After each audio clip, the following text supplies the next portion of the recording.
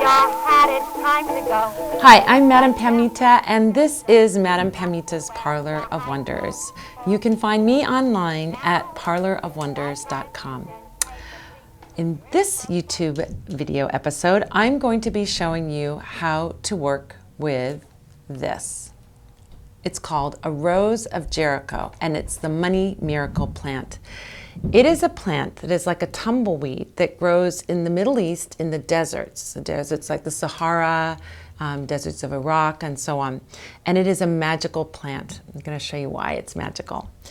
So we use this plant when we do magic, where we want to work with money and abundance and have abundance grow, and even revive lost abundance. Maybe you had money, but now the money has got dipped down a little bit and you want to bring that prosperity back. That's a perfect job for working with the Rose of Jericho. So what you're going to need for this spell is, of course, a Rose of Jericho. You're also going to need some water. Now, spring water or some kind of holy water is always very good. Blessed water is very good. You can also use some various talismans. Talismans could be things like magical coins, shells, stones, or even hard roots or hard dried berries. So we're going to use in our spell Allspice, which is very, very good for money. We're going to use Job's Tears, which is great for luck and luck surrounding money. We're going to be using a Lodestone. We're also going to be using quartz crystal. Lodestone is good for attracting money. Quartz crystal magnifies anything that we're doing. Pyrite is good for drawing money in, and Citrine is also very good for drawing money in. So we're going to be using those. I've also got some magic money here, and we've got a very traditional sort of hoodoo money. We've got an Indian head penny, which is good for protecting your money. A Mercury Dime, which is very good for money luck. We've got here a shell, which is called a cat's eye shell, which is also good for protection. And then we've got some magical money here. Magical money can be money that you find, money that you've blessed in some way. Or in my case, I brought some money from my traveling experiences. I want to travel again, so I'm going to be putting that money in so that I can make some money so that I can go on some more trips to go explore the world. So here's what you need to do. You need to get a little dish. It can be a saucer or a small bowl.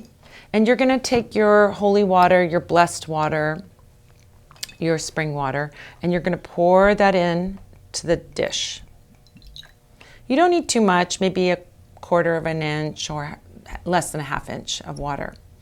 Then you're going to add your talismans. As you add these talismans to the water, you can say your wishes or your intentions. May this Rose of Jericho bring me the funds I need to travel the world. May my money always be protected. May I have good luck with getting money. May money and prosperity be attracted to me, and so on. You can put those as you put those in. Okay? Then you're going to put, your hard herbs. So you can do things like roots. Now with herbs, sometimes these are little seeds, and so they may sprout.